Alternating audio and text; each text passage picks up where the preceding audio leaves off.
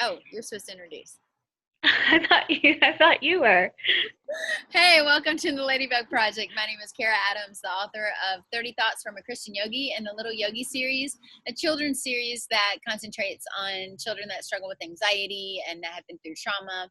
It helps them understand how to get through those things and focus on their breathing and how to be in the present moment. And my co-host right now is Alyssa Catherine Vine Hodge. She is the author of The Sense About Madness, and it's an amazing book that you can read on her experience and understanding how she discovered being bipolar and things like that. So check out the books. They're on Amazon, The Sense About Madness, and Just My Luck is the first of the Little Yogi series. But we are here with the Ladybug Project. The Ladybug Project is raising awareness for the small and silent, for those that have been through trauma, for children that have been molested. And last week, Alyssa shared about a little bit more about her experience and looking out for predators, because she actually was a predator sought her that was not in the family, that was a neighbor and a local in the area that was well known in the community.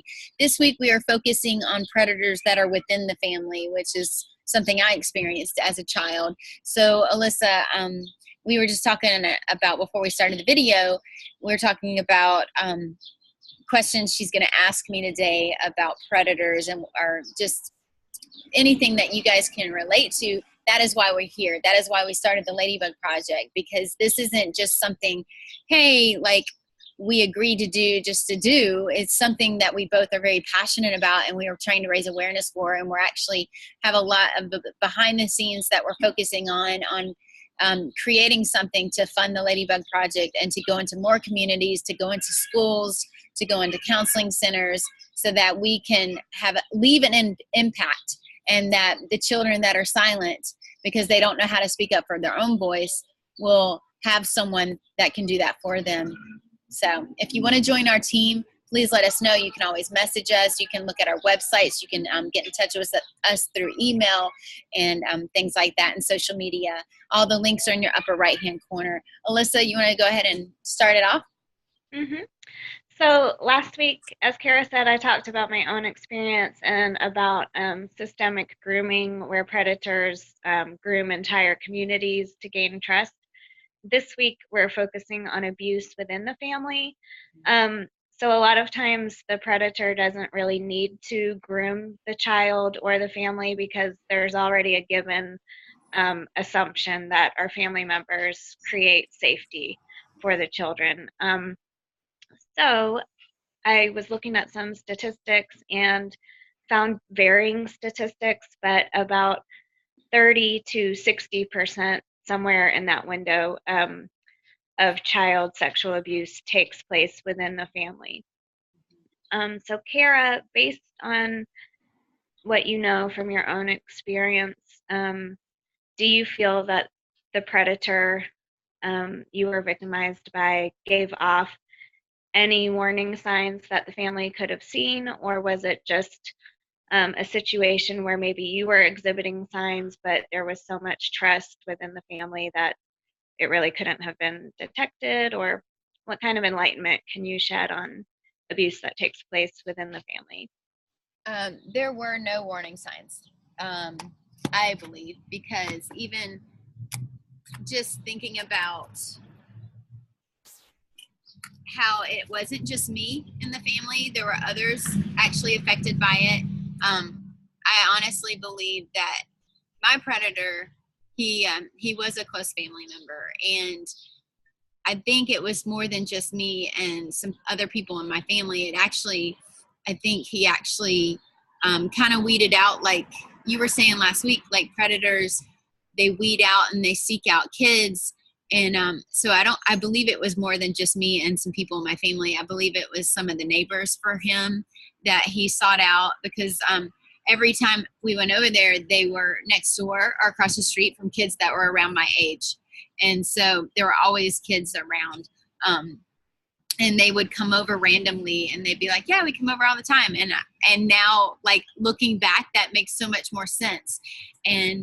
But there were no warning signs, because they were a family member. And I remember there was a small thing that I remember is I would always cry and complain about going over to this family member's house because I still, it's gonna, I will be honest right here, right now, is I don't talk about this at all. I don't talk about these things to a lot of people because when I start talking about them, I start allowing myself to remember things. And honestly, I don't want to remember things. And so it's really this project that me and Alyssa talking about these things is not easy. It's not something we're like, oh, we're talking about, because there are people out there that say, are you crazy? Why are you doing that? And they're actually, I know they're dealing with their own things in their life. So when they say those things, it's not that they're trying to hurt us or you if you've been through something. It's just they're coming from a place they don't understand, or maybe they went through a pain and they ignored that pain and that trauma. And so this isn't easy, right, Alyssa? It's not. It's not something that it's something nobody wants to talk about. And so when I was told we were going to go over this house, I would start crying, and I would say, "I don't want to go. I don't want to go," and my parents had no clue. So because it was a family member, and it was a trusted family member, and so when someone is trusted like that in their family and it's all you've ever known, you assume everything's going to be fine and your child is safe. You're like, well, it's better to drop off the kid with family than it is with people we don't know. So I remember crying a lot, and I would really cry at night because they would be like, all right, it's time to take off your underwear and we're going to wash them. And I would start crying, and it's like, but I don't want to do that. I don't want to, can I please keep my underwear on? And I would beg them. And even the wife did not even know. And so she would just be like, well, you have to, and it was just, as a kid, I know it might sound strange to some people to hear that. It was completely strange. Or maybe it's not strange to you because, like, yeah, they need clean underwear. But for me, it was so traumatic. And so even to this day, underwear is a traumatic experience for me. I know that sounds funny, but it really is. It's traumatizing when something that goes to the trauma, like, for the rest of your life can affect you. And so for me, the predator was in the family. Everyone trusted them. They were wonderful in the community. They helped people in the community. They had a stable job in the community. They were active in the community, and nobody knew. So, yeah. Does that answer your question? Yeah, thank you so much, Kara, for being real about that and sharing.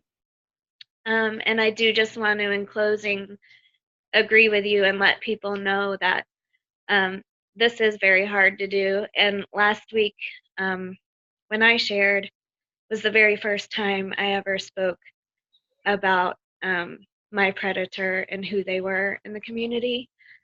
So this isn't something that, like Kara said, it's not the Kara and Alyssa show where we just get on here and talk about something for fun. It is to connect with other people who are having a hard time facing your own trauma, and to let you know that there are other people who value your story and your experience, and we want to stand with you and stand together with you.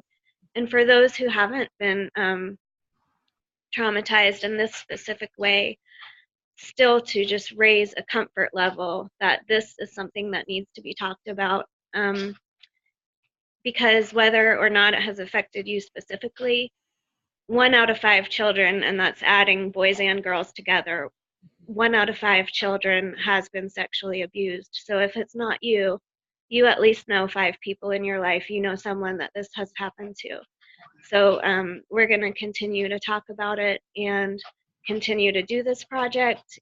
And we'll be, as Kara said, in the future, sharing some more behind the scenes things that we're working on as this unfolds and we continue to move forward. So thank you so much. Please do share this with somebody that you feel it might help. Most importantly, try to talk with someone who may need to be heard.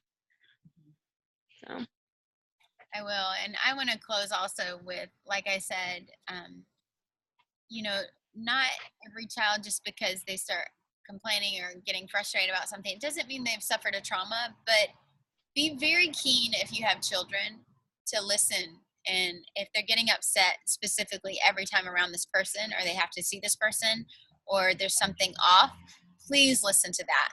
Don't ignore it. Don't ignore the signs. Don't, when my kids call me and talk to me, I'm always like, I remember I have 2 ears and 1 mouth. I need to zip it. And I need to listen. And I need to be very smart in my listening skills. And that's what we do as parents, is sometimes we don't just say da da da da and tell them everything, but sometimes we really have to remember we have 1 mouth, 2 ears, because that is some of the best skills and best tools we can ever use as being an advocate for raising awareness for this, especially when it comes to your own children and your own family. And if you know a kid in your family, or if you know a kid, if you're a school teacher, or if you're a counselor, and if you know someone, there's so much we can do. And that's why we want to tag team with you to help find more solutions to solve these issues and just literally make it become extinct. So, yeah. All right. We love you guys. Peace out. Kara, wait. I have one more thing. I know we're trying to be shorter with these videos, but just so I don't forget to say it another time, one thing about your story where you said you would show a sign each time that you went over to the person's house by crying or whatever.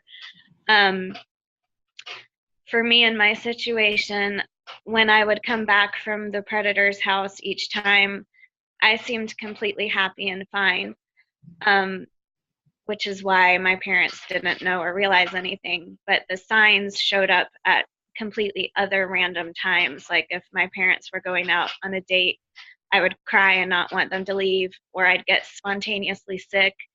So the signs may not show up immediately when the child hangs out with that person or not. But if you do notice a pattern of anything happening, then it could be warning signs as well. So just like Kara said, paying attention to your individual child and their habits and changes in their behaviors. So Exactly. It's like, that's so true, Alyssa, because so many people, like there's this one kid I know of where they struggle in school, and necessarily it doesn't always have to be like an adult. It can be an older sibling, it can be an older kid, it can be some like a new stepsister or brother, and so sometimes they show symptoms like at school, and they show things like everything just changes all of a sudden, and they even say they like this person. And you're absolutely right, Alyssa. So because it's so confusing when you're that young and you experience something, you're learning what life is, and you don't understand if it's a good thing or a bad thing. Right. And it's very confusing. And so that's amazing that you pointed that out. Thank you. All right, we're going to continue on, and we will see you next week. Thanks so much for joining us. Bye. Namaste.